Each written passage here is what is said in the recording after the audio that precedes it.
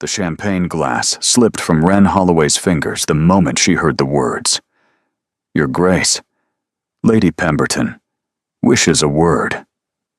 She watched in frozen horror as the man she'd just handed a drink, the exhausted-looking servant she'd pitied, the one leaning against the pillar in rumpled shirt sleeves, straightened to his full height and turned with the easy authority of someone who owned not just this room, but perhaps the entire county.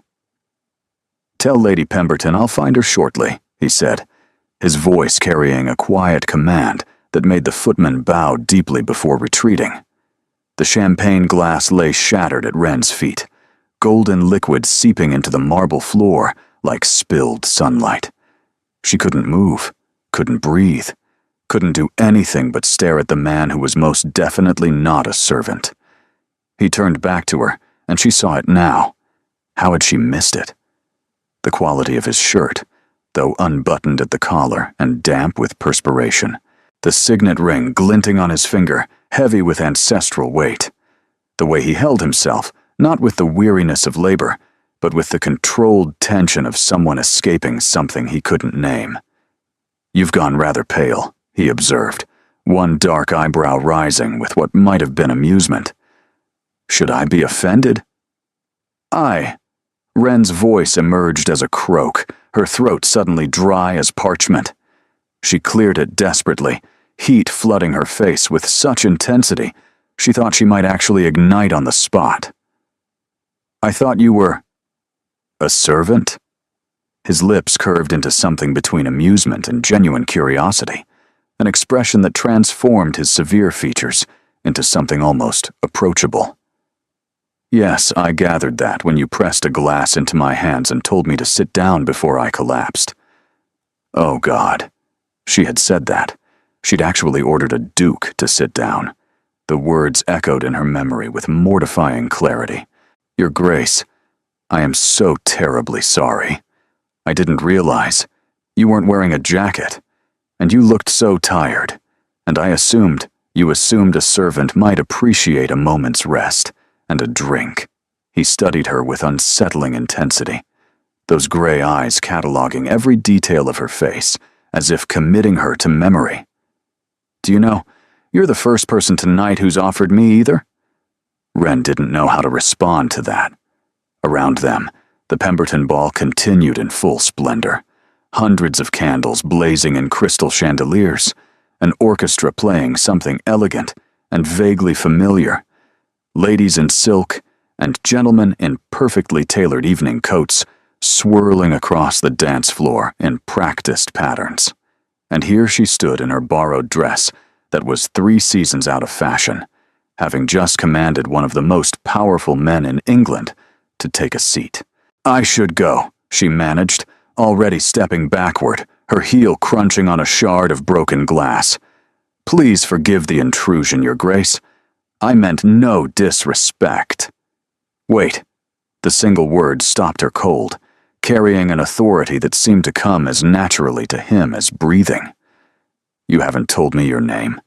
I don't think that's your name. It wasn't a request this time. There was something beneath the command.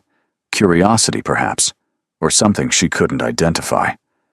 Wren, she said, because apparently her mouth had stopped consulting her brain entirely. Wren Holloway. Wren. He repeated it slowly, as if tasting the word, rolling it over his tongue. Like the bird. My mother was fond of them. She said they were small but fierce. And what brings you to the Pemberton ball, Wren Holloway? You're not on the guest list. I know. I helped Lady Pemberton prepare it myself. Of course he had. Of course the Duke of Thornbury was intimately involved with the social arrangements of the grandest ball of the season. And of course he would notice that she didn't belong among the glittering guests. I'm here as a companion, she admitted, seeing no point in lies that would only tangle her further. To Mrs. Ashby, the elderly lady in the blue turban by the window. Her usual companion fell ill with a fever, and I was engaged for the evening at short notice. A hired companion. Yes, Your Grace. Something flickered across his features, Interest, perhaps, or calculation. Before he could respond, a commotion near the main entrance drew both their attention, voices rising above the music. "There you are, Caius!" A woman swept toward them like a ship in full sail, her crimson gown cut daringly low, diamonds blazing at her throat like captured starlight. She was beautiful in the way that expensive things are beautiful. Polished. Perfect. Entirely without warmth. Lady Arabella. The Duke's voice cooled by several degrees, frost creeping into his tone. How fortunate. "I've been looking everywhere for you." Lady Arabella attached herself to his arm with practiced possession, her smile sharp as cut glass. "Your grandmother is asking after you, and we really must discuss the arrangements for—" She stopped.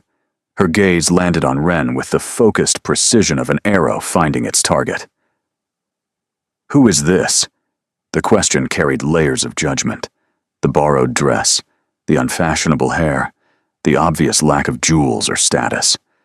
Ren felt herself being weighed and found wanting in the space of a single glance. "Miss Holloway," the Duke said, and something in his tone made Ren's spine stiffen with unexpected defiance. "We were just becoming acquainted." "Were you?" Lady Arabella's smile didn't reach her eyes. "How charming. I don't believe I know the family." "I'm a companion," Ren said quietly, refusing to be ashamed. "For Mrs. Ashby." "A hired companion." The words dripped with condescension, each syllable precise and poisonous. "How very industrious of you."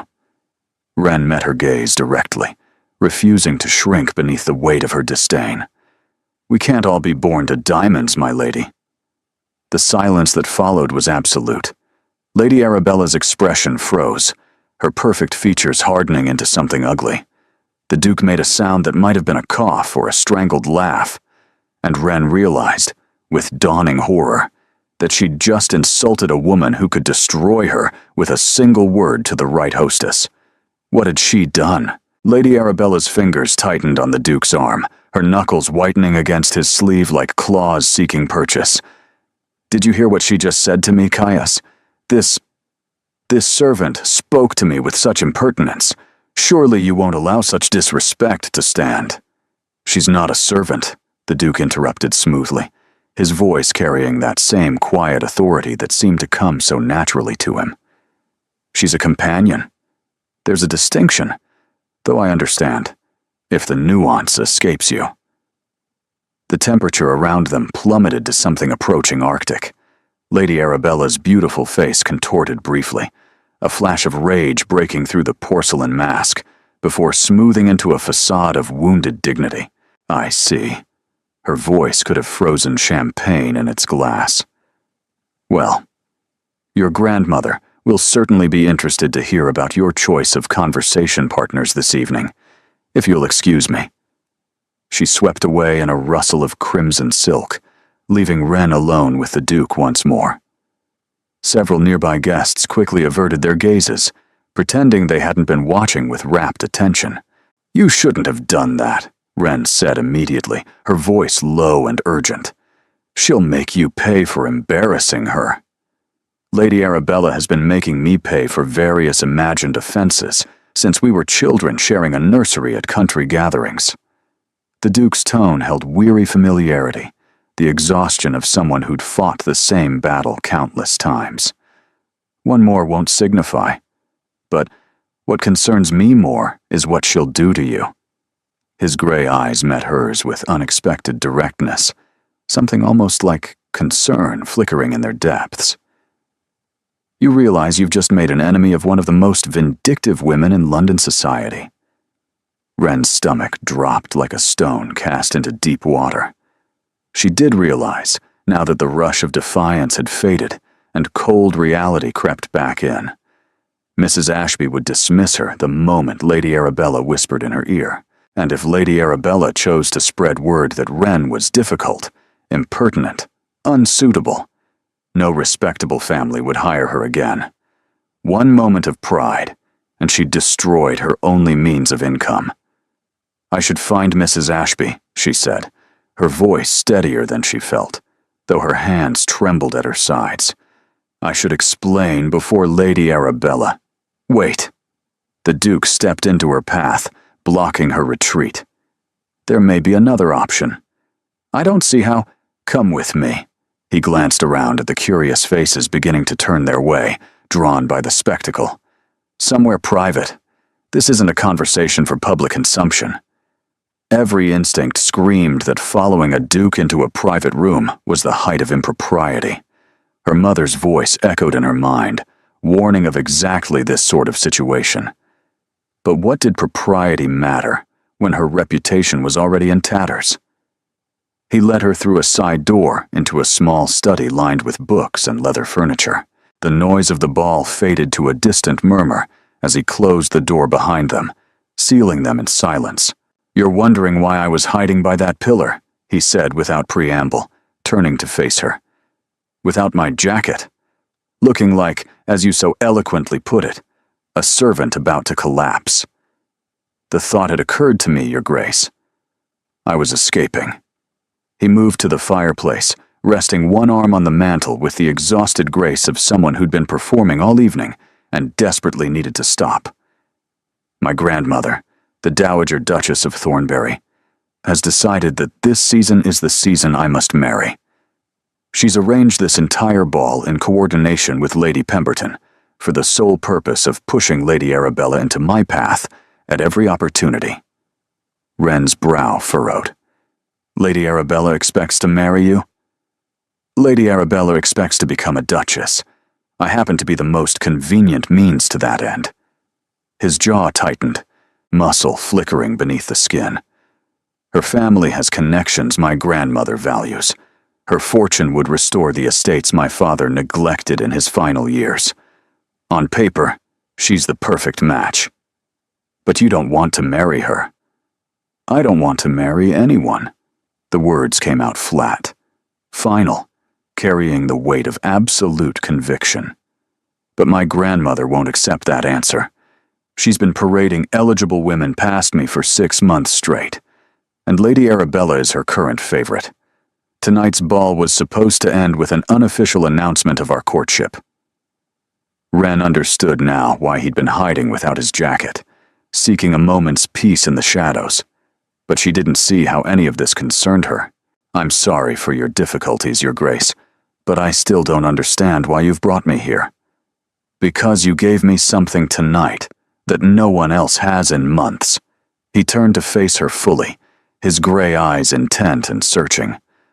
"You saw a tired man who needed rest, and you offered kindness without expecting anything in return. You didn't know who I was. You didn't care. You simply helped. Anyone would have done the same." "No." His voice hardened with bitter certainty. "They wouldn't. I've spent the last year watching people calculate my worth with every glance, assessing my title, my fortune, my usefulness to their ambitions. You're the first person who's looked at me and seen a man instead of a prize." Wren felt heat creeping up her neck, unsure how to accept such unexpected praise. "Your Grace." "Caius," he corrected quietly. "If we're going to do this, you might as well use my name." "Do what exactly?" He smiled then, and it transformed his face, made him look younger, almost boyish, despite the weariness in his eyes and the shadows beneath them. "I want to hire you, Miss Holloway, not as a companion, as something far more interesting." "I don't understand." "My grandmother wants me to court someone appropriate this season. Lady Arabella is her choice, but she's not the only option." He stepped closer, his voice dropping to something conspiratorial. "If I were seen courting someone else, someone unexpected, someone who captured my attention so thoroughly that Lady Arabella's claims became irrelevant, my grandmother would have to accept it." The pieces clicked together with sickening clarity, forming a picture she could hardly believe. "You want me to pretend to be your romantic interest. I want you to save me from a marriage I don't want, and in exchange, I'll save you from the destruction Lady Arabella is currently planning for your reputation."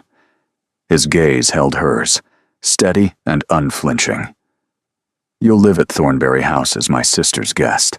You'll attend balls and dinners and be presented as a woman of gentle breeding who's captured the Duke's attention.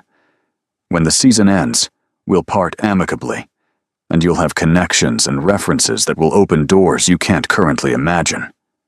Ren's mind raced, trying to find the flaws in his proposal. And if someone discovers the truth, if they realize I'm nobody, then we handle it together. Caius extended his hand, palm up, an offering and a challenge. "What do you say, Ren Holloway? Will you help me?"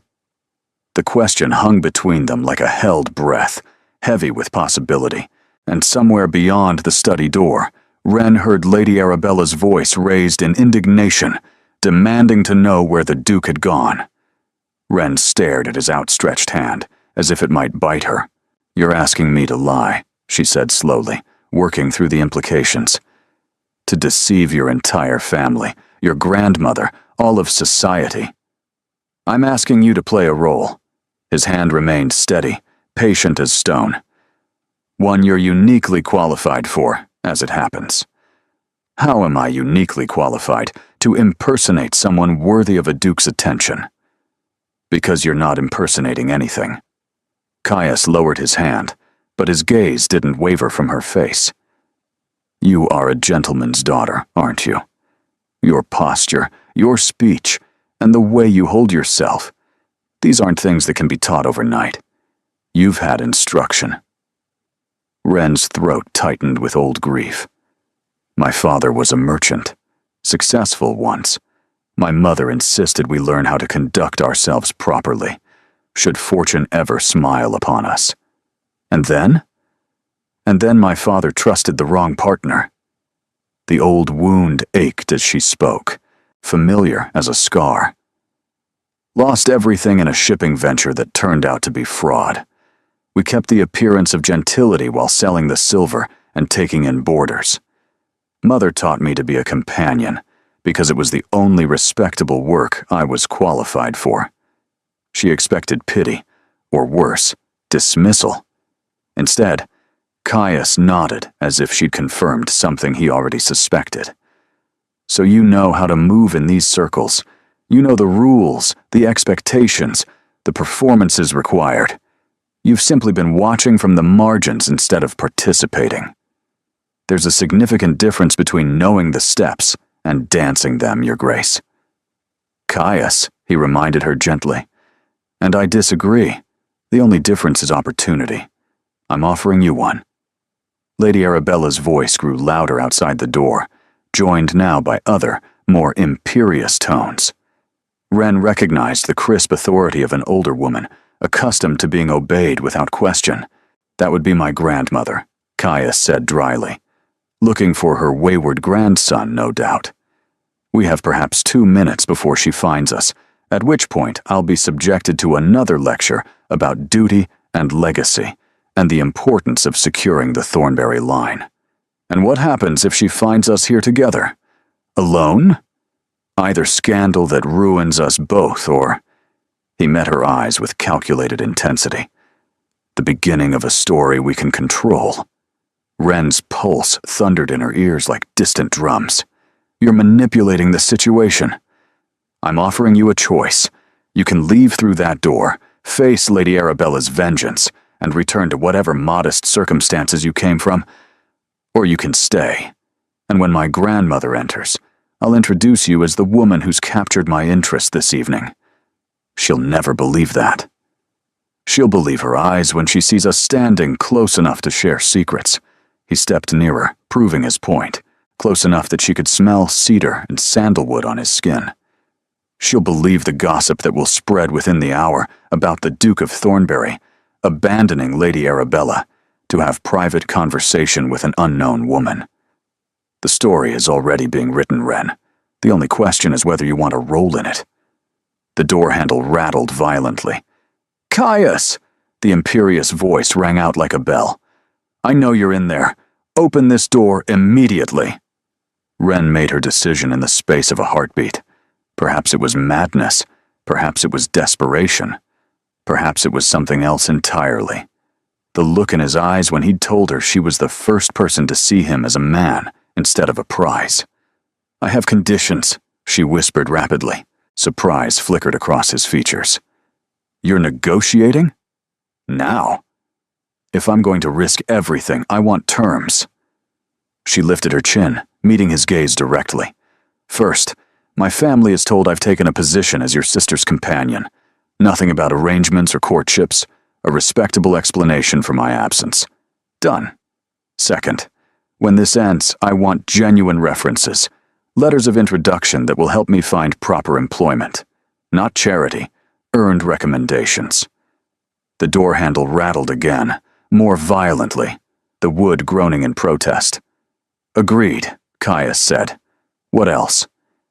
"The moment you decide to actually marry someone, anyone, this ends immediately. I won't be used as a shield while you pursue a real match in secret.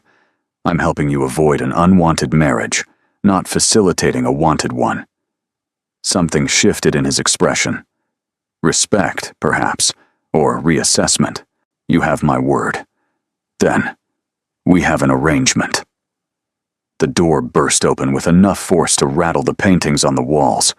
The Dowager Duchess of Thornbury swept into the room like a storm front, silver-haired and steel-spined, wearing black silk and pearls that probably cost more than Wren's entire childhood home. Behind her, Lady Arabella hovered with barely concealed triumph, clearly expecting to witness the Duke being scolded like an errant child. Caius Alexander Ashford. The Dowager's voice could have cut glass. "What is the meaning of this? Hiding away during your own—" She stopped. Her gaze landed on Wren with the force of a physical blow. "Who?" she said, each word dropping like ice. "Is this?" Caius stepped closer to Wren, not quite touching, but near enough that the implication was unmistakable. "Grandmother, may I present Miss Wren Holloway?" His voice carried the smooth confidence of someone who'd planned this moment, even though Wren knew he was improvising desperately. "I was just telling her about Thornbury House. She's expressed interest in our library." "Your library." The Dowager's eyes narrowed to dangerous slits. "In the middle of a ball. Alone. In a private study." "I showed poor judgment in seeking privacy, Your Grace," Wren heard herself say, her mother's lessons surfacing like muscle memory. "The Duke was kind enough to describe the Thornbury collection when I mentioned my love of literature. I should have insisted we remain in public view. The fault is entirely mine."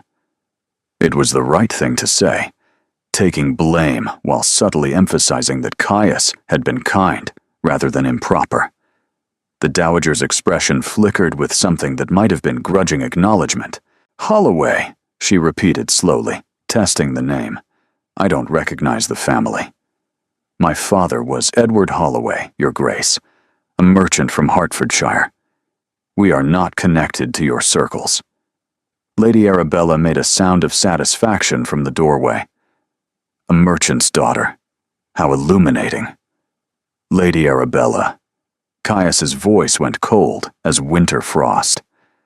"I don't believe anyone asked for your commentary. I'm simply observing, Your Grace, that your grandmother has gone to considerable trouble to arrange this evening, and you've spent it entertaining someone entirely beneath your notice. That's quite enough."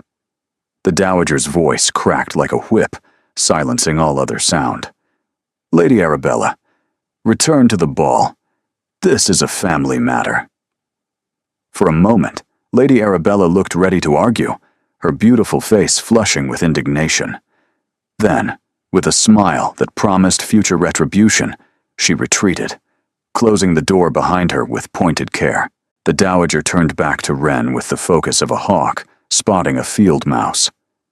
"Now then, Miss Holloway, you will tell me precisely why my grandson has shown more interest in you this evening than in any suitable woman presented to him in 6 months of effort.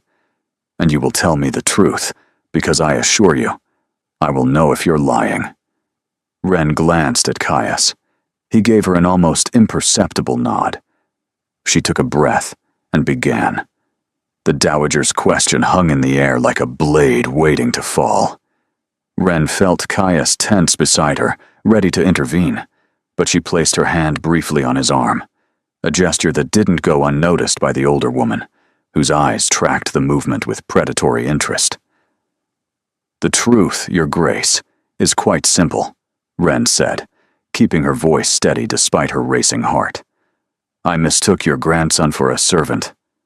The Dowager blinked. Whatever she'd expected, it clearly wasn't that. "You what?" He was standing by a pillar without his jacket, looking exhausted and overheated. I assumed he was a footman who'd been working too hard, so I brought him a glass of champagne and told him to sit down before he collapsed. Wren lifted her chin slightly, refusing to show shame. I only discovered his identity when another servant addressed him as Your Grace. Silence stretched between them, thick and heavy. Caius made that strangled sound again, definitely a suppressed laugh this time. "You ordered my grandson to sit down," the Dowager said slowly, as if testing whether she'd heard correctly. "I did, Your Grace. I'm not proud of the presumption, but I won't pretend it didn't happen." The Dowager turned to Caius with an expression Wren couldn't quite read, something between exasperation and bewildered curiosity. "And this amused you enough to abandon your responsibilities for the evening?" "It intrigued me enough to want conversation," Caius replied. "Miss Holloway is the first person in months who's looked at me without calculating what I could offer them. I found it refreshing." Refreshing. The word dripped with skepticism, heavy as lead. "You found it refreshing to be mistaken for a servant and ordered about by a merchant's daughter. I found it refreshing to be seen as a human being rather than a title." Something flickered across the Dowager's face, too quick to identify, too complex to name. She studied Wren with renewed intensity, her gaze cataloging every detail of the borrowed dress, the simple hairstyle, the lack of jewels or status markers. "You're educated," she said finally, her tone shifting from accusation to assessment. "Your speech is refined. Your curtsy, while I haven't seen it, is probably acceptable. These aren't things one acquires by accident." "My mother believed in preparation, Your Grace. She said one never knows when circumstances might change." "Wise woman. Is she still living?" "Yes, Your Grace, in reduced circumstances in Hertfordshire, along with my father and younger brother." "And what were you doing at this ball, before you decided to order dukes about like housemaids?" "I was engaged as a companion to Mrs. Ashby for the evening. Her regular companion fell ill with a sudden fever." The Dowager's lips thinned into a severe line.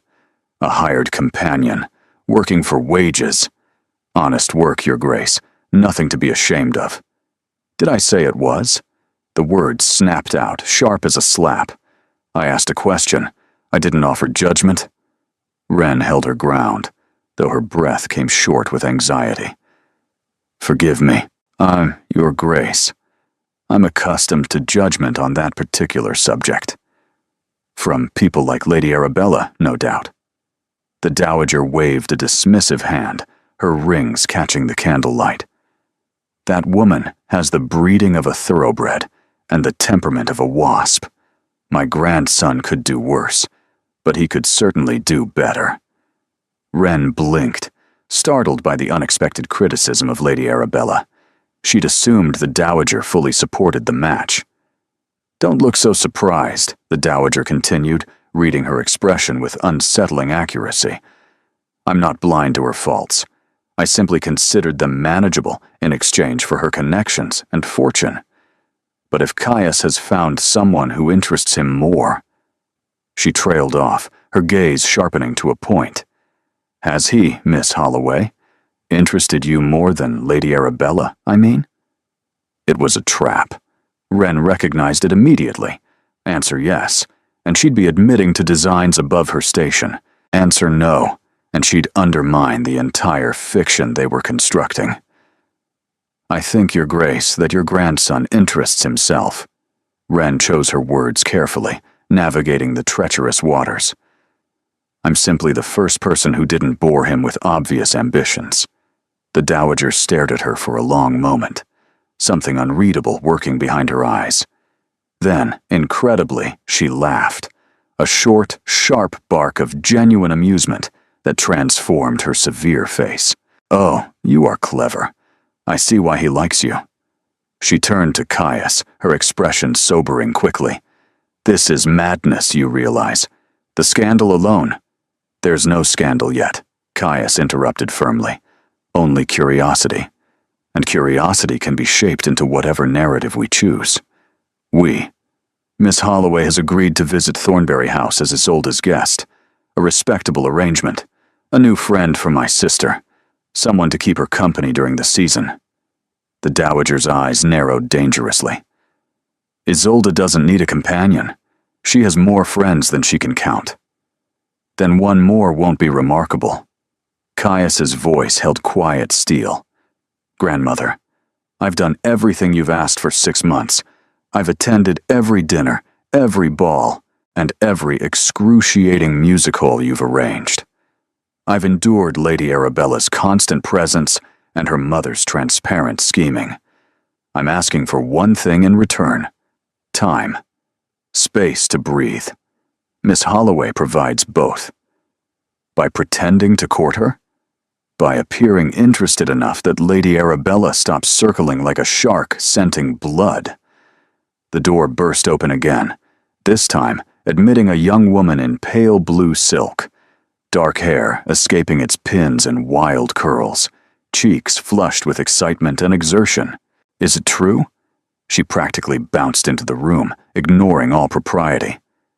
"Lady Pemberton said Caius disappeared with a mysterious woman, and Lady Arabella looks like she swallowed a lemon, and everyone's talking about—" She stopped, finally noticing Wren.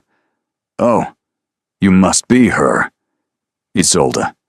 The dowager's voice carried warning and weariness in equal measure. "This is not the moment." "This is exactly the moment." The young woman, Caius's sister, clearly, grabbed both of Wren's hands with alarming enthusiasm, her grip warm and surprisingly strong. "I'm Isolde. You're the woman who told my brother to sit down. That's the most wonderful thing I've heard in months. Please say you're coming to stay with us. Please say you'll drive Lady Arabella absolutely mad. I'll be your best friend forever if you do." Wren found herself smiling despite everything, charmed by the girl's infectious energy.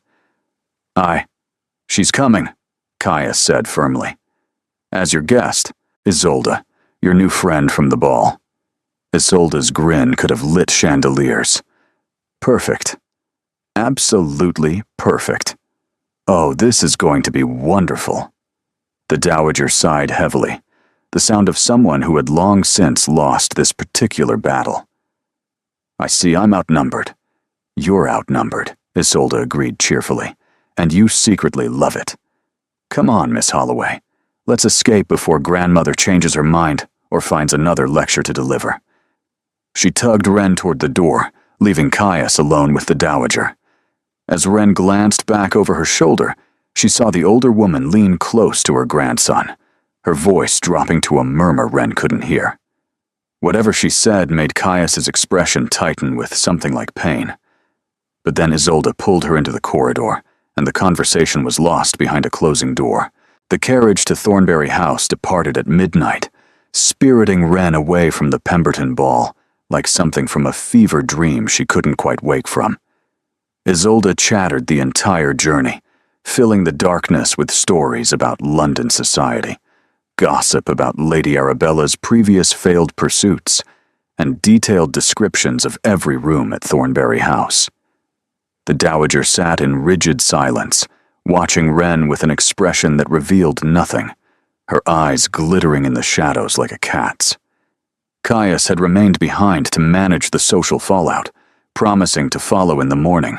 "You'll love the library," Isolde was saying, her enthusiasm undimmed by the late hour. "It's 3 stories tall, with one of those rolling ladders on brass rails. Father used to let me climb it when grandmother wasn't looking. And the gardens. Oh, the gardens are magnificent, even this time of year. There's a maze that takes 20 minutes to solve if you don't know the trick, and a folly by the lake where Isolde. The dowager's voice cut through the chatter like a blade. Let the poor woman breathe. I'm just excited. Isolde squeezed Ren's hand, her fingers warm and reassuring. We never have visitors who aren't boring or scheming or both. You're neither. I can tell. You've known me for less than an hour, Ren pointed out gently. I have excellent instincts. Isolde beamed with unshakable confidence. Grandmother says it's my only redeeming quality. I said no such thing. I said your instincts occasionally compensate for your complete lack of discretion. See? A compliment. Ren found herself warming to Isolde despite her exhaustion. The girl's enthusiasm was infectious, her warmth genuine. So different from Caius's controlled reserve, yet sharing something of his intensity. The carriage rolled through the night, leaving London's lights behind for darker country roads.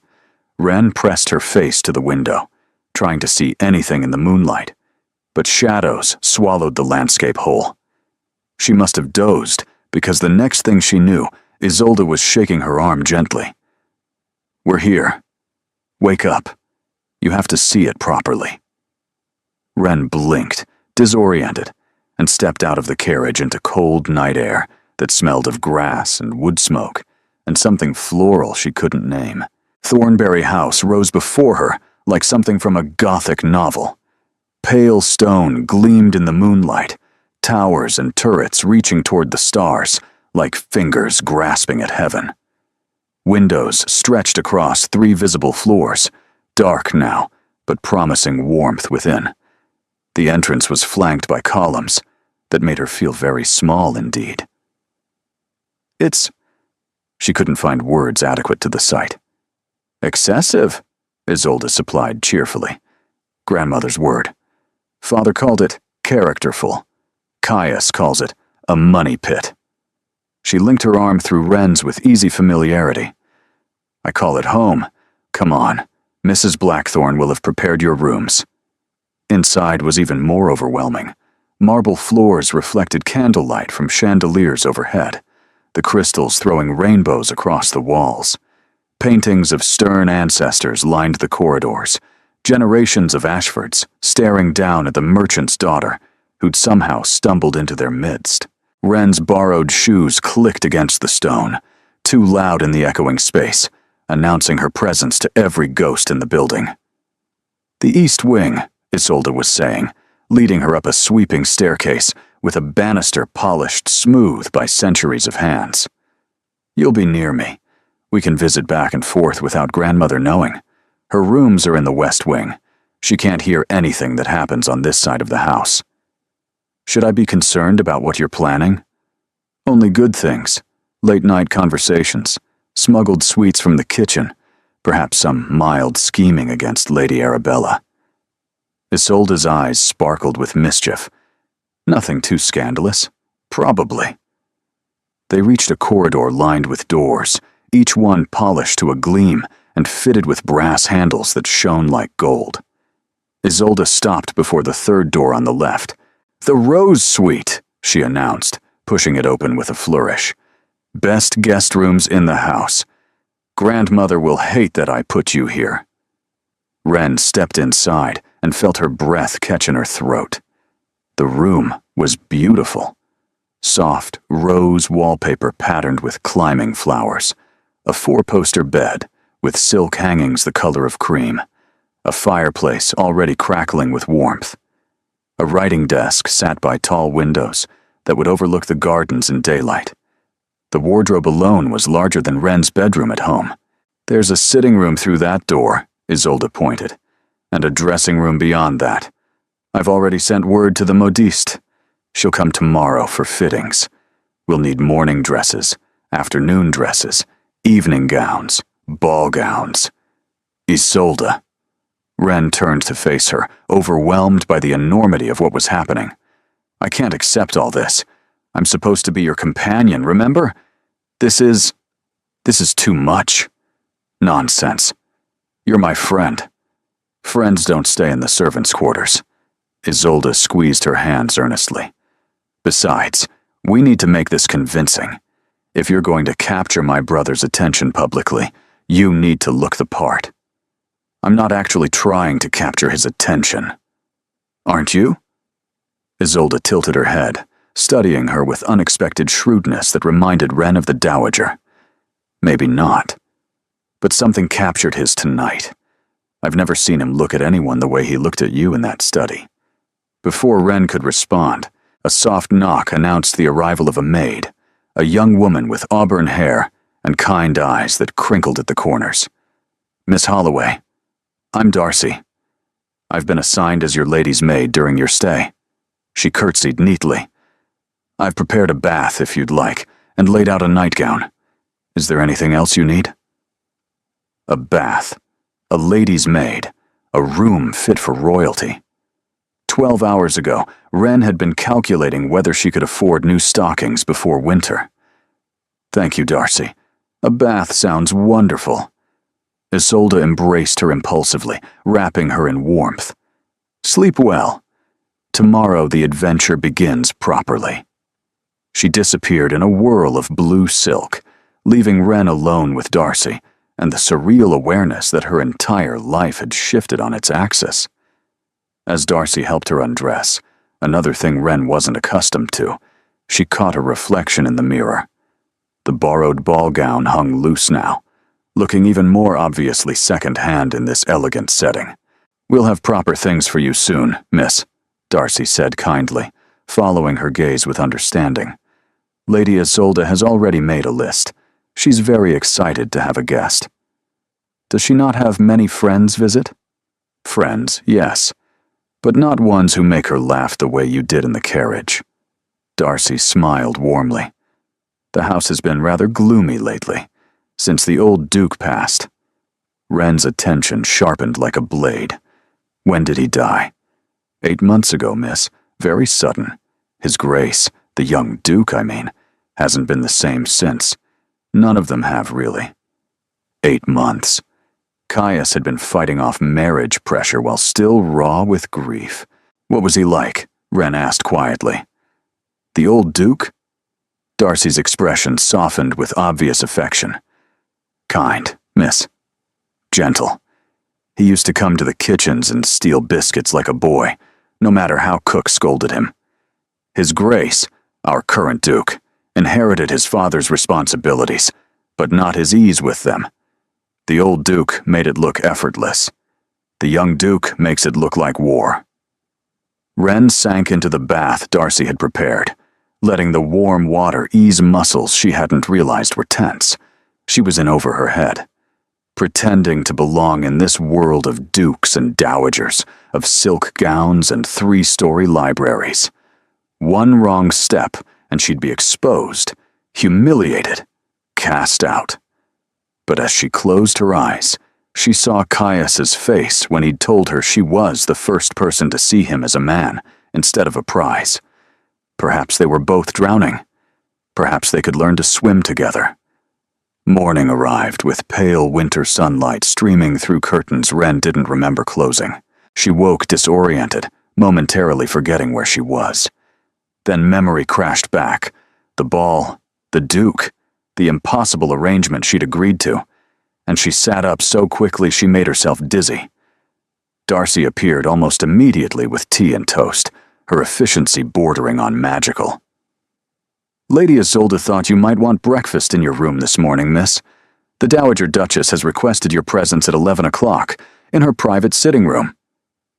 Ren's stomach tightened into knots. Did she say why? No, miss. But Darcy hesitated, her hand stilling on the tea tray. Best be prepared for questions. Her Grace likes to know everything about everyone under her roof. It wasn't a warning exactly, but it wasn't reassurance either. Ren dressed carefully in a morning gown Isolde had sent.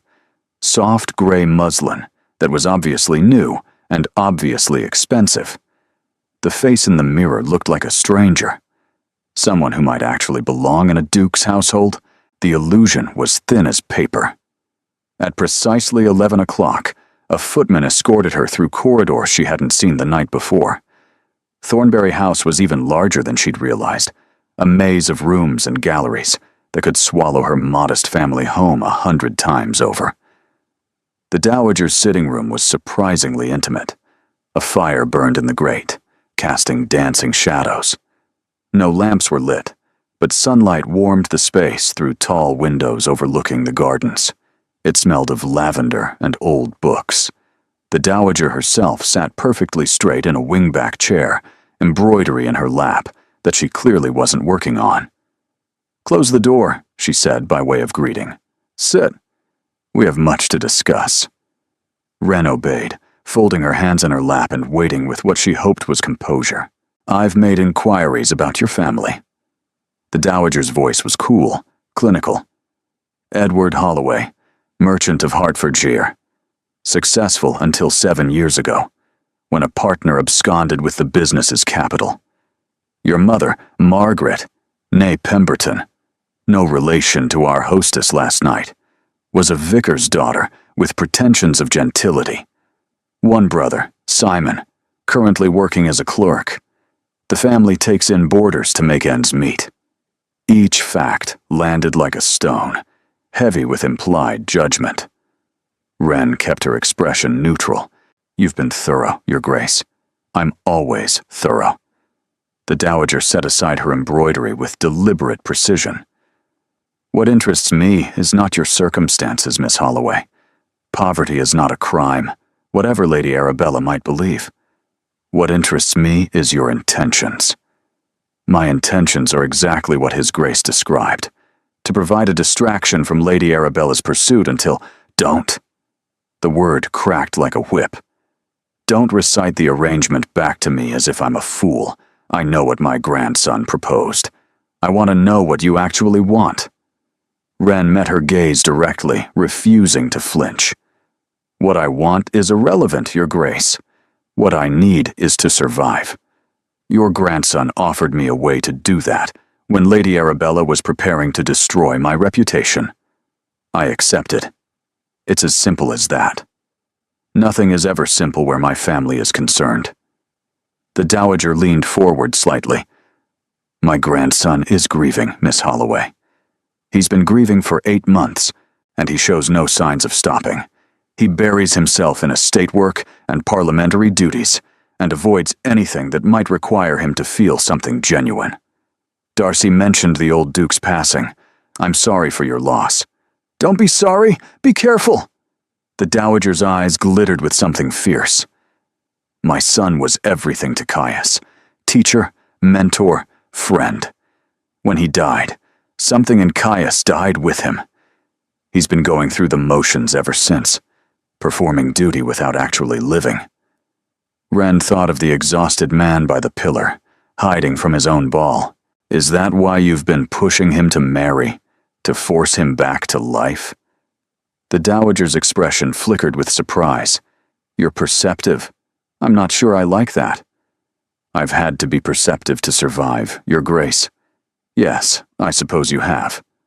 The older woman was quiet for a moment, her gaze distant. "My son married for love, against my wishes, against all practical sense.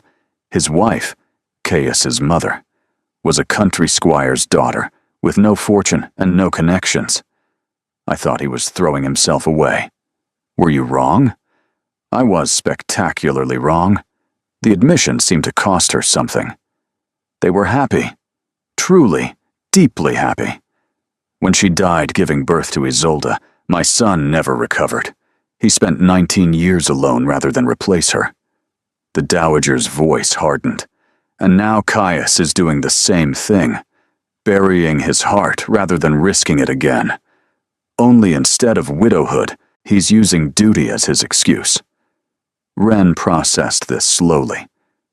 "You don't actually want him to marry Lady Arabella. Lady Arabella would make him miserable. But miserable is still alive. Miserable still involves feeling something." The Dowager fixed her with a piercing stare. "What I want, Miss Holloway, is for my grandson to wake up. To stop sleepwalking through his life. Lady Arabella might have shocked him into reaction through sheer irritation. You. She trailed off. I'm unknown, Ren finished quietly. Unpredictable. You saw him as a person when everyone else sees a title. Do you have any idea how rare that is? How valuable? I was offering a tired man a drink. It wasn't calculated. Which is precisely why it mattered. The Dowager rose, moving to the window. I'm not going to oppose this arrangement, Miss Holloway. Not because I approve, I don't. The scandal potential is enormous, and if this goes wrong, we'll all suffer consequences. Then why allow it? Because last night was the first time in 8 months I've seen my grandson genuinely surprised. The Dowager turned back, her expression complex. Surprise is close to feeling. Feeling is close to living. If you can make him feel something, anything, then perhaps you're worth the risk. Ren stood slowly. And if I hurt him? Then I will make certain you regret every decision that led you to this house. The threat was delivered without heat, which made it more frightening. I have resources you cannot imagine, and patience you cannot outlast. If you're using my grandson's grief for personal gain, I will discover it, and I will destroy you. I understand, Your Grace. Do you? The Dowager studied her for a long moment. Perhaps. We'll see. She moved toward the door, then paused, her hand on the frame. One more thing. This house has seen much grief but often very little joy these past years. My granddaughter hopes you'll change that. Don't disappoint her. She left without waiting for a response, and Ren sank back into her chair with shaking hands. The fire crackled. Sunlight warmed the room, and somewhere in this enormous house, a grieving duke was waiting for her to help him escape a future he didn't want. She was no longer sure what she'd agreed to. She was no longer sure of anything at all. The days that followed settled into an unexpected rhythm. Mornings belonged to fittings and preparations. Madame Fontaine, the modiste, arriving with fabric samples and fashion plates, transforming Ren inch by inch into someone who looked like she belonged. The gowns she created were masterpieces of subtle elegance, designed to suggest quality breeding rather than new money. Understated, Madame Fontaine declared, pinning sage green silk at Ren's waist with practiced precision. We make them wonder about you, not dismiss you. Afternoons belonged to Isolde, who threw herself into Ren's education with infectious enthusiasm. They walked the gardens despite the cold, Isolde pointing out which paths led where, which follies hid the best views, which corners of the maze trapped the unwary. Lady Arabella got lost in there once, Isolde confided gleefully, her breath misting in the cold air. Took 2 hours to find her. She blamed the gardener and had him dismissed. Father rehired him the next day. But evenings belonged to the library. Ren discovered it by accident on her 3rd night, wandering the corridors unable to sleep. She'd pushed open a door expecting a sitting room and found instead a cathedral of books. 3 stories of shelves rose toward a painted ceiling depicting scenes from mythology. Rolling ladders on brass rails waited at intervals like faithful servants. Reading alcoves tucked into corners, with leather chairs worn soft by generations of use. The smell of old paper and wood polish wrapped around her like an embrace. She was reaching for a volume of Shakespeare when a voice came from the shadows. That's a first edition. Ren spun, her chest seizing with surprise. Caius sat in one of the alcoves, barely visible in the firelight, a glass of something amber in his hand. I didn't realize anyone was here, she managed. I'm often here. Late nights when the house feels too quiet. He gestured to the chair across from him. Join me, if you'd like. She shouldn't. The impropriety alone with a man at night, unchaperoned. But the Dowager's words echoed in her mind. Surprise is close to feeling. Feeling is close to living. Ren sat. You've been avoiding me, she said. I've been giving you space to adjust." He swirled his drink, watching the firelight catch the liquid. "Isolde can be overwhelming. Isolde is wonderful. She is." A ghost of a smile crossed his features. "She's also relentless. I wanted to make sure you weren't regretting your decision before I complicated things further. By talking to me? By being present." His eyes met hers, dark in the firelight. "My grandmother told you about my father." It wasn't a question. She said he died 8 months ago, that you haven't been the same since. She would say that. Kaya set down his glass. She's not wrong, but she makes it sound like grief is something to recover from, like illness, as if enough time and effort will make it disappear.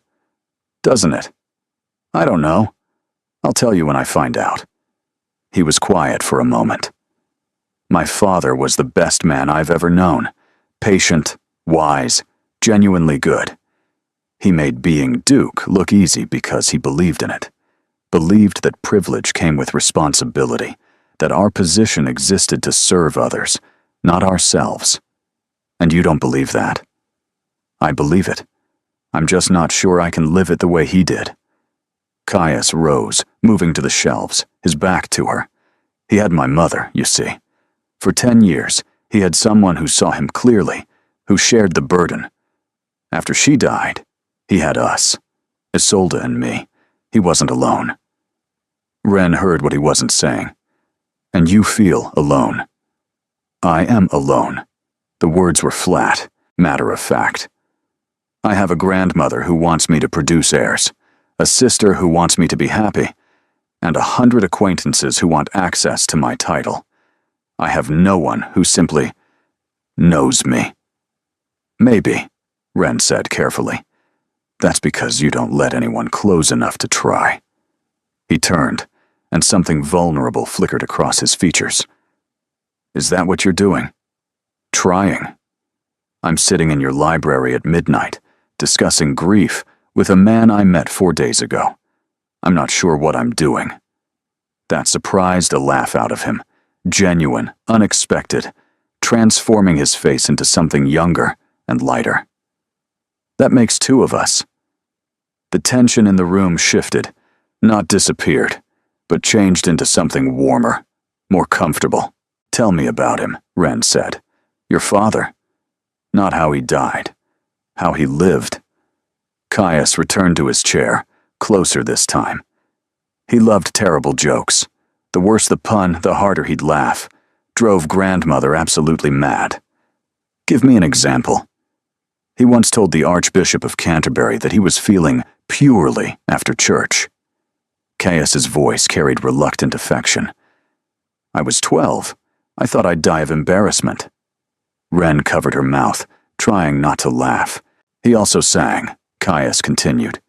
Badly. Off-key renditions of folk songs while reviewing estate accounts.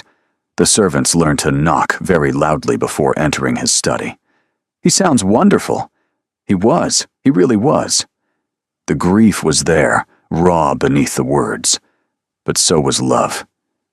He would have liked you, I think. He had a weakness for people who spoke their minds. Even when they ordered dukes to sit down?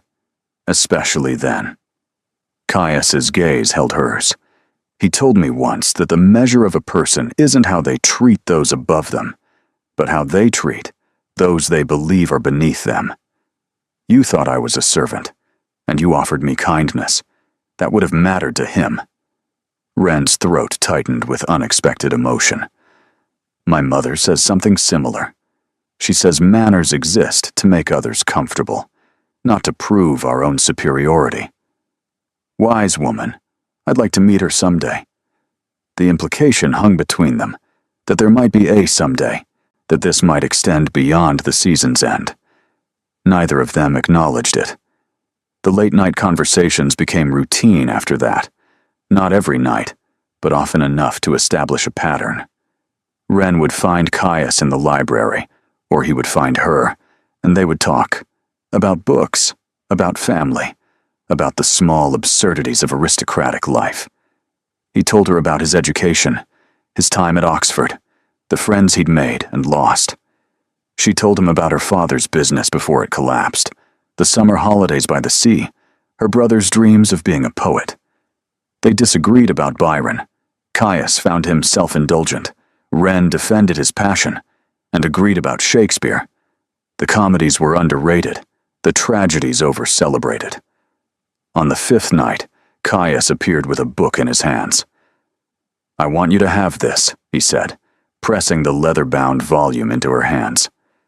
"It was my father's favorite." Wren looked down at the gilt lettering on the spine, the complete poetry of John Donne. "I can't accept this," she whispered. "It's too valuable." "It's a gift?" His voice was rough with emotion. Father believed books were meant to be read, not preserved behind glass. He'd want it to go to someone who would appreciate it. She opened the cover carefully, found the margins filled with notes in a careful hand, the old Duke's thoughts preserved alongside the poet's words. "Thank you," she managed around the tightness in her throat. "I'll treasure it." Something passed between them in that moment, an understanding that went beyond their arrangement, beyond the roles they'd agreed to play. "You're not at all what I expected," Caius said quietly. "What did you expect? Someone who wanted something from me. Money, position, access, the usual." "I do want something from you," Wren reminded him. "References, a future. This arrangement benefits me as much as you." "Yes, but you don't pretend otherwise. You don't flatter or manipulate or play games." He shook his head slowly. "It's remarkably refreshing to be around someone who simply says what they mean." "Is that so rare?" "You have no idea." The Whitmore Ball was 5 days away, their first public appearance together since the Pemberton disaster. Isolde had thrown herself into preparations with military precision, drilling Wren on who would be there, which alliances mattered, which old scandals still carried weight. "Lady Arabella will be there," Isolde warned, her expression uncharacteristically serious. "With reinforcements, her mother has been recruiting allies." "Allies for what?" "For destroying you." Isolde's voice was matter-of-fact. "She's been telling everyone who'll listen that you're a fortune hunter who ensnared Caius through trickery. The story is gaining traction." Wren's stomach turned. "How do we fight that?" "By being undeniable." Isolde's eyes glittered with determination. "By making them see what Caius sees when he looks at you." "And what does he see?" Isolde smiled, slow and knowing. "That's the question, isn't it?" The Whitmore Ball blazed with 10,000 candles, their light reflecting off mirrors and crystal until the entire ballroom seemed to burn with captured starlight. Wren stood at the top of the entrance staircase in a gown of midnight blue silk, Madame Fontaine's masterpiece. The bodice was embroidered with silver thread that caught the light like scattered stars. Her hair was swept up, secured with pins borrowed from Isolde that probably cost more than a year's rent on her family's house. She looked like she belonged. She felt like a fraud. "Stop fidgeting," Isolde murmured beside her. "You're magnificent." "I'm terrified." "Same thing, properly channeled." Isolde squeezed her arm reassuringly. "Remember, chin up, shoulders back. Smile like you know secrets they'd kill to learn." The Dowager descended first, commanding instant attention with the force of her presence. Then Isolde, drawing admiring glances and the occasional longing sigh from young gentlemen. Then Wren, alone. The whispers started immediately, a susurrus of speculation that followed her down the stairs like a shadow. "That's her, the merchant's daughter. She's pretty enough, I suppose, but hardly worth the scandal. What can he possibly see in her?" Wren kept her chin raised and her smile fixed in place. She'd survived worse than gossip. She'd survived her father's ruin, her family's fall from comfort, years of careful economy, and swallowed pride. These people couldn't hurt her, unless they could. She reached the bottom of the stairs just as the crowd parted, and Caius appeared. He wore formal evening dress that made his usual severity look almost regal. Black coat, white waistcoat, his dark hair swept back from features that seemed carved rather than born. But his eyes, when they met hers, held something warm beneath the ice. "Miss Holloway." He bowed, perfectly correct. "You look breathtaking." The whispers intensified like wind before a storm. "Your Grace." She curtsied, grateful for the childhood lessons that made the motion smooth. "Thank you for the compliment." "It's not a compliment. It's an observation." He offered his arm. "Shall we?" They walked into the ballroom together, and Wren felt the weight of 100 stares pressing against her skin. "They're all watching us," she murmured. "Let them watch. That's the point." His voice was low, meant only for her. "The Whitmore Ball is the most exclusive event of the season. By bringing you here, I'm declaring you worthy of this world." "Am I? Worthy? You're worth 10 of anyone here." The intensity in his voice startled her. "Remember that, when they try to make you feel small." Lady Arabella intercepted them before they'd made it halfway across the room. She was resplendent in crimson again, her signature color, apparently, with rubies dripping from her throat and a smile that could curdle milk at 20 paces. "Your Grace, how lovely to see you." Her gaze flicked to Wren with deliberate dismissal. "And Miss Holland, was it?" "Holloway," Wren corrected mildly. "A simple name, easily remembered." Something flickered in Lady Arabella's eyes. Surprise, perhaps, that Wren hadn't wilted under the assault. Indeed, though novels do have a way of ending badly for overambitious heroines, don't they? All those cautionary tales about women who reach above their station. "I prefer novels where the heroine succeeds despite the odds." Wren smiled sweetly, showing teeth. "Much more satisfying." "If you'll excuse us," Caius interrupted, his voice cold as winter frost. "I promised Miss Holloway the first dance." He led her away before Lady Arabella could respond, guiding her toward the dance floor as the orchestra began a waltz. "You handled that well," he said as they took position. "I wanted to throw champagne in her face. Also a valid option, but harder to recover from socially." His hand settled at her waist, warm through the silk. "Ready?" "No." "Perfect. Neither am I." The music swelled, and they began to move. Wren had practiced with the dancing master Isolde had hired, hours of repetition until her feet knew the steps without conscious thought, but nothing had prepared her for dancing with Caius.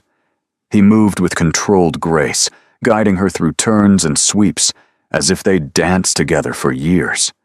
His hand at her waist was steady, his grip on her fingers firm but gentle. "The world is watching," she whispered. "I know. Lady Arabella looks like she wants to murder me." "I know that too." His lips twitched. "You're doing beautifully. Just keep your eyes on me." She did, and something in the air between them shifted. Charged. Electric. Impossible to ignore.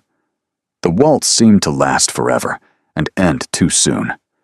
When the final notes faded, they stood breathless in each other's arms, surrounded by applause that felt distant, irrelevant. "Wren," Caius said, his voice rough.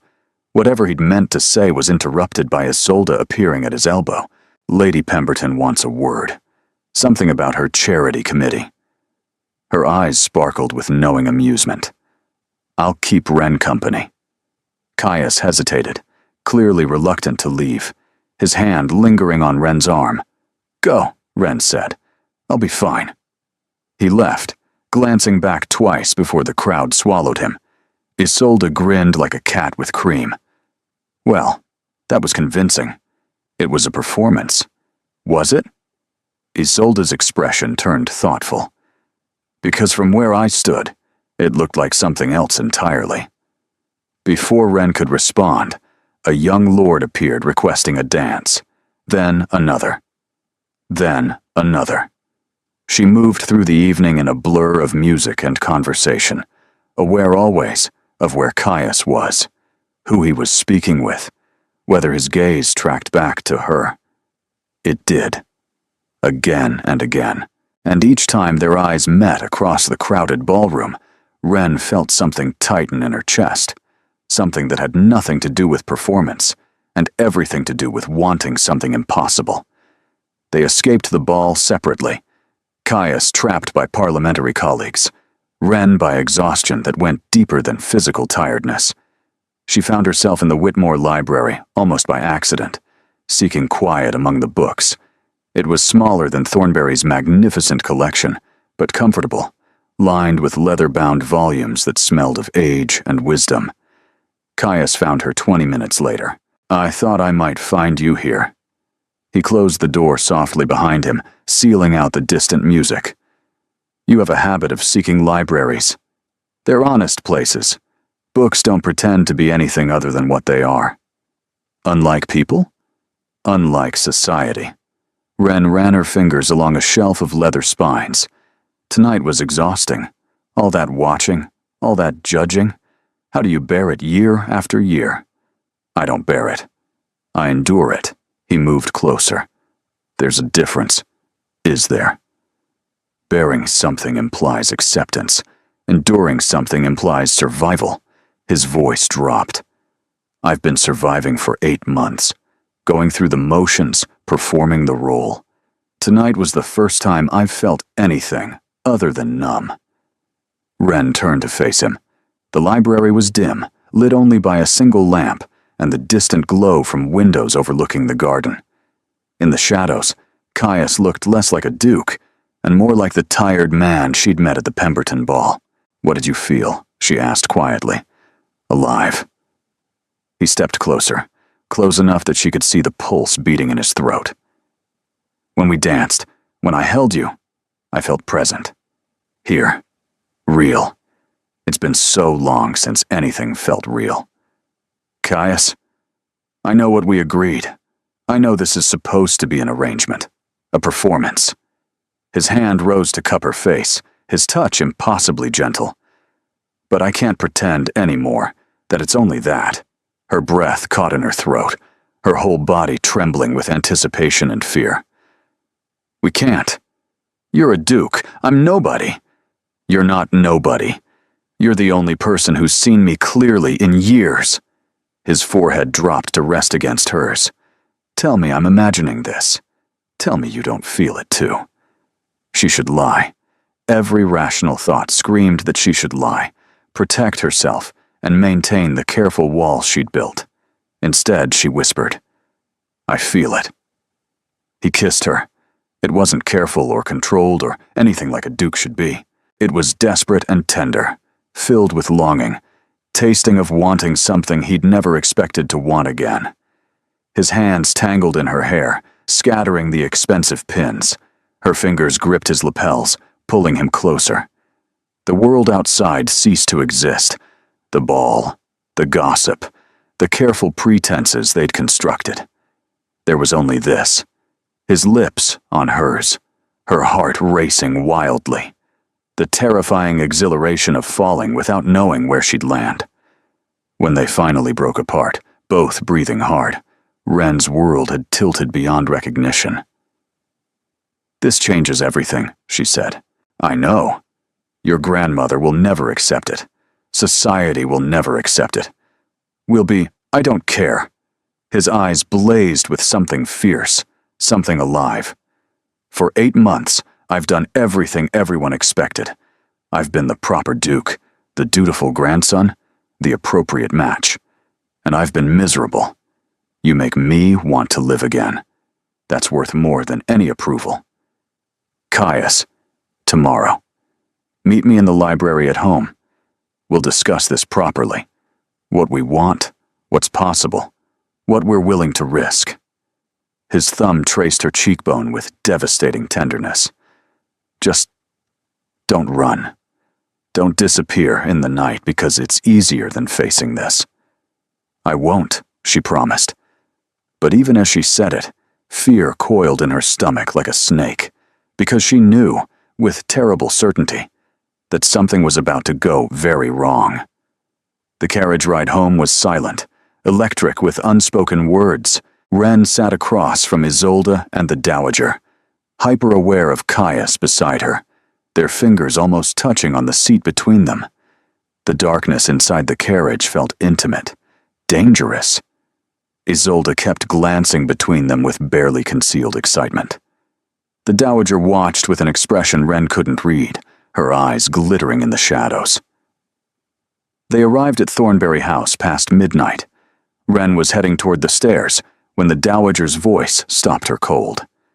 "Miss Holloway, a word in my sitting room." "Now." Not a request. Caius stepped forward.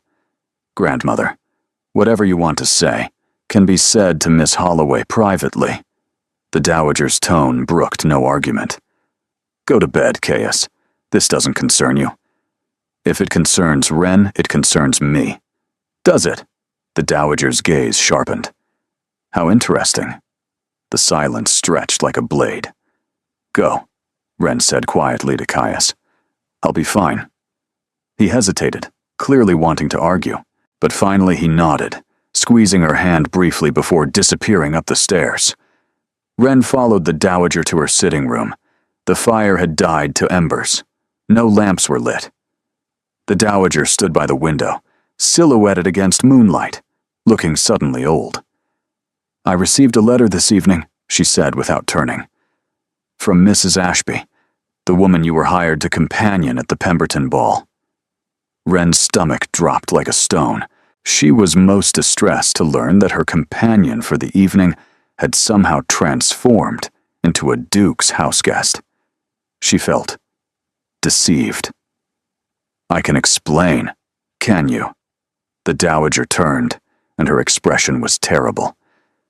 "Can you explain how you manipulated your way into my grandson's confidence?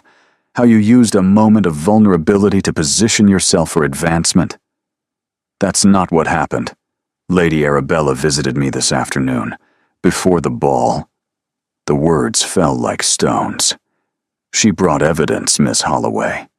Letters from your brother to Malcolm Vance, discussing payment for services rendered. It seems your brother sold you to Mr. Vance for £50, and Mr. Vance has been claiming credit for your presence in my grandson's life." The world tilted sideways. Malcolm Vance, the man who'd arranged for her to attend the Pemberton ball, the man her brother Simon had called a friend, with connections. I didn't know." Wren's voice emerged as a whisper. "I swear, Your Grace, I didn't know Simon was involved.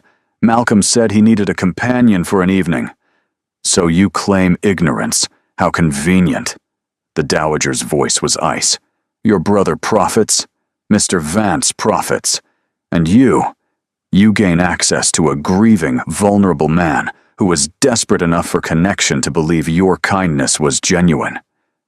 "It was genuine," Wren's voice cracked. "I didn't know who Caius was when I offered him that drink. I didn't know about any arrangement until after you'd already positioned yourself perfectly." The Dowager moved closer, her shadow falling across Wren like a threat. "Do you know what I think, Miss Holloway? I think you saw an opportunity and seized it. Poor, but educated. Gentle but desperate. The perfect combination to exploit my grandson's guilt and loneliness." "No." Tears burned Wren's eyes. "That's not true. I care about him." "I don't." The word was sharp as a slap. "Don't stand in my home and claim affection for my grandson while profiting from his misery."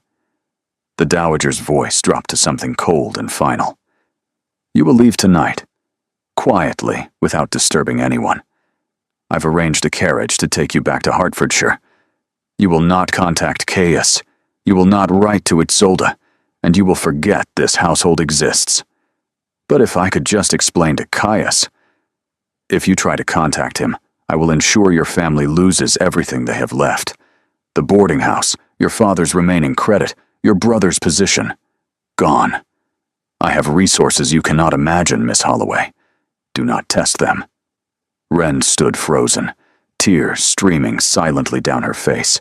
Everything the Dowager believed was wrong, but the evidence, Simon's letters, the payments, the convenient circumstances, made it look exactly right. How could she prove her innocence against such a narrative? 1 hour, the Dowager said. Pack what you brought and nothing else. The carriage will be waiting. She left without looking back. Ren made it to her room somehow, moving through the corridors like a ghost. Darcy was waiting, her face pale with concern. "Miss? What's happened?" "I have to leave." Ren's voice sounded distant, foreign. "Tonight." "But miss, please, just help me pack." She left the beautiful gowns, the accessories, and the borrowed life.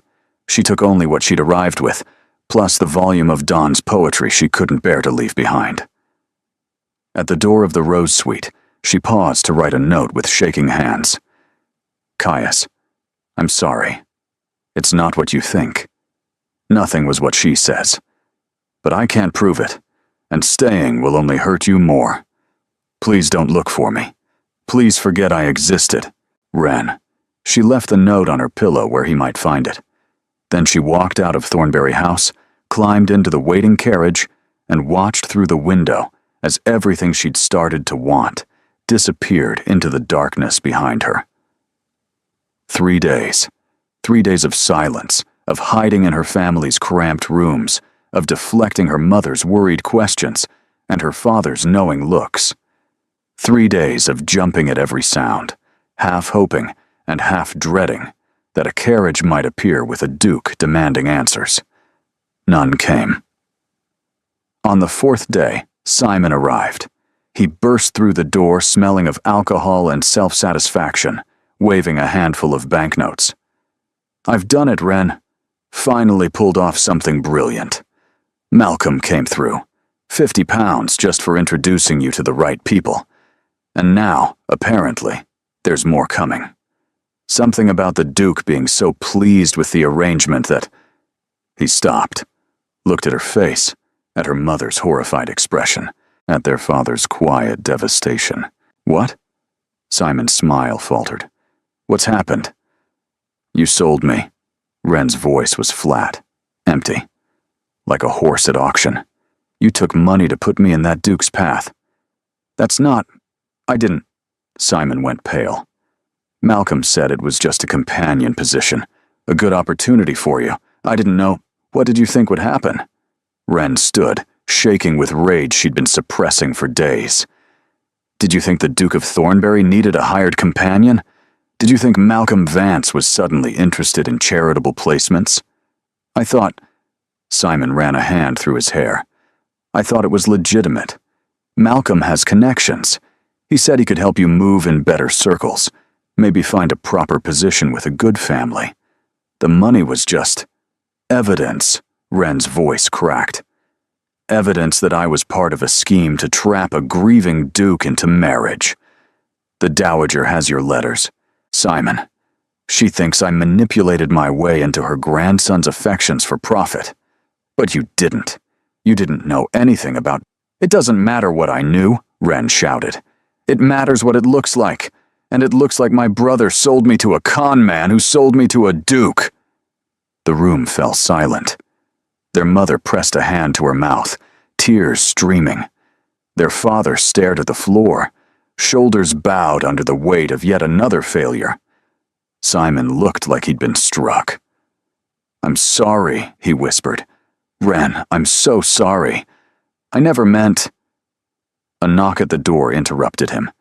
Not a polite knock, a demanding one. Ren's heart stopped. Her father opened the door to find Malcolm Vance standing on the threshold, and behind him, looking like vengeance given human form, Caius Ashford, Duke of Thornberry. "Miss Holloway." Caius's voice was controlled, but his eyes burned. "We need to talk." "Your Grace." "Not here."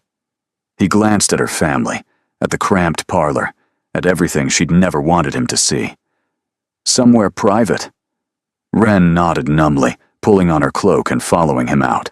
He led her to his carriage, far too fine for this neighborhood, drawing curious stares from every window. Inside, the silence was suffocating. "Your note said it wasn't what I thought," Caius said finally. "Tell me." So she did. Everything. Simon's involvement, Malcolm's deception, the dowager's accusations, the evidence that made her look guilty, the threats that had driven her away. Caius listened without interrupting. When she finished, his jaw was tight with barely contained fury. "My grandmother threatened your family. She believed she was protecting you. She was punishing you for something you didn't do." His hand found hers, gripping tight. "Wren, I found your note an hour after you left. I confronted my grandmother. When she told me what Lady Arabella had discovered, I went straight to Mr. Vance and extracted the truth." "The truth?" "Malcolm Vance is many things, but he's not willing to lie under threat of prosecution." Caius's smile was grim. "Your brother was an unwitting pawn. Vance knew I would be at the Pemberton ball, knew my grandmother was pressuring me to marry. He positioned you there, hoping proximity might create an opportunity he could later profit from. When our arrangement happened organically, he saw his chance, telling your brother he'd orchestrated it, collecting payment for a service that was really just coincidence and your own genuine kindness." Wren's breath caught. "So you know I didn't." "I knew before I left the house." His voice roughened. "I knew because I know you. Because the woman who ordered a tired stranger to sit down wouldn't calculate her way into anyone's affections. Because what we have is real, and no amount of fabricated evidence can change that." Tears spilled down Wren's cheeks. "But your grandmother, my grandmother owes you an apology, one I intend to ensure she delivers." Caius cupped her face in both hands. "Wren Holloway, I love you. Not as an arrangement, not as a performance, not as a solution to my problems. I love you because you make me want to be present in my own life. I love you because you see me, truly see me, and don't look away." "Caius, I'm not finished." His forehead pressed against hers.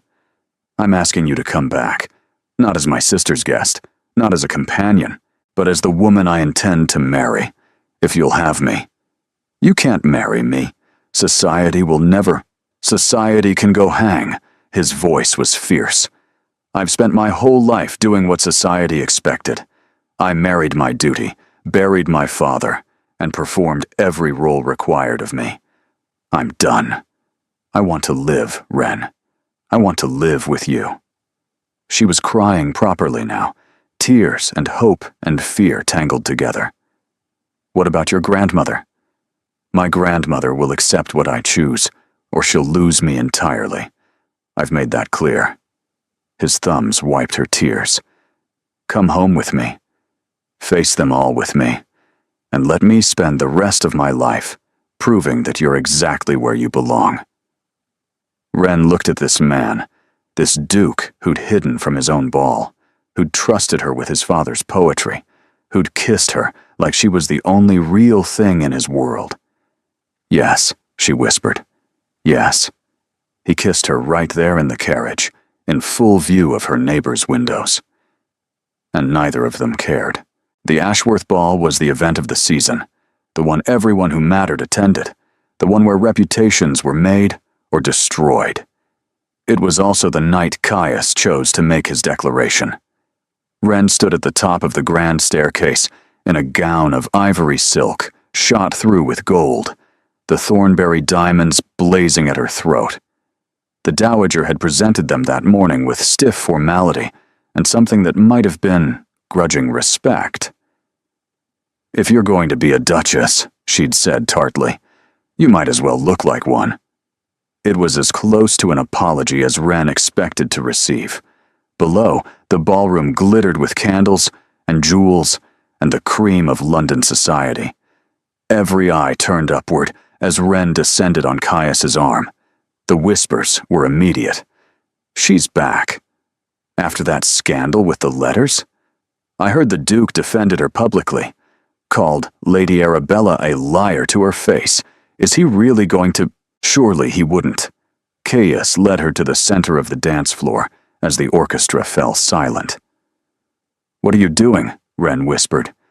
"Something I should have done weeks ago." He turned to face the assembled crowd, his voice carrying across the sudden hush. "Lords and ladies, honored guests, I have an announcement." Lady Arabella stood frozen near the champagne, her face draining of color. The dowager watched from her position of honor, expression unreadable. Isolde was practically bouncing with excitement.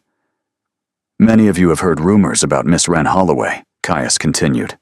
"Rumors spread by those who feared what her presence in my life might mean. I'm here to confirm those fears." A collective gasp rippled through the crowd. Miss Holloway is not a schemer or a fortune hunter. She is the daughter of a gentleman, educated and accomplished, who showed kindness to a stranger without expectation of reward. His eyes found Wren's, warm with love. "She is also the woman I intend to marry." The gasps became exclamations. Caius dropped to one knee. "Wren Holloway, you saw me when everyone else saw only a title. You offered me rest when everyone else demanded performance. You made me want to live again when I'd forgotten how."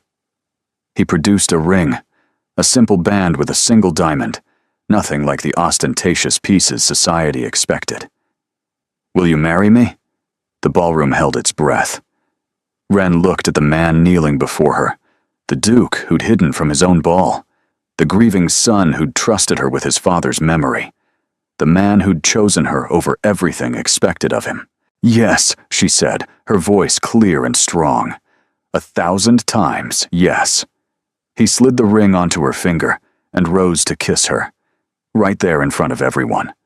The applause that erupted was mixed, genuine joy from some, polite acceptance from others, and furious silence from Lady Arabella's corner. But it didn't matter. "The entire ballroom is staring at us," Wren murmured against his lips. "Good." Caius smiled, brilliant and unguarded. "Let them see what happiness looks like." 1 year later, the library at Thornbury House was exactly as Wren remembered. 3 stories of books reaching toward a painted ceiling, the smell of old paper and wood polish, leather chairs worn soft by generations of use. But now there was a new addition, a small desk by the window where she sat each morning, writing letters and managing household affairs, and occasionally reading poetry to the audience of one growing inside her. Caius found her there at sunset, as he often did. "You missed tea with grandmother," he said, settling into the chair across from her. "She's threatening to teach the baby proper deportment in utero." "The baby can learn deportment after it's born. Right now, it's learning Shakespeare." Wren patted her rounded stomach. "We've made it through the comedies, starting the histories next week." "You're ridiculous. You love me. Desperately." He leaned over to kiss her, lingering longer than propriety allowed. Not that propriety mattered much in their own library. "I found something today, in Father's papers." He handed her a letter, yellowed with age. Wren unfolded it carefully, recognizing the handwriting from the margins of the Dawn poetry book she still treasured. "My dear son, if you're reading this, I've already gone. I'm sorry for leaving you with burdens you didn't ask for, but I want you to know, your mother was worth every moment of joy and every moment of grief. Love is not weakness. Love is the only thing that makes duty bearable. Don't choose safety over happiness. Don't let fear of loss keep you from living. Find someone who makes you brave and hold on with everything you have." Your loving father tears blurred Wren's vision. "He knew," Caius said quietly. "Somehow, he knew what I'd need to hear. He knew you." Wren reached for his hand. He knew his son would need permission to choose happiness. They sat together as the sun set, surrounded by books and memories and the quiet certainty that they'd found exactly what they'd been searching for. Outside, London continued its endless dance of society and scandal. The whispers about the Duke's unsuitable Duchess never entirely faded. But inside Thornbury House, in their library filled with poetry and laughter, Wren and Caius were exactly where they belonged.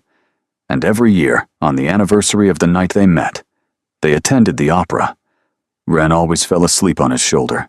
Caius always let her.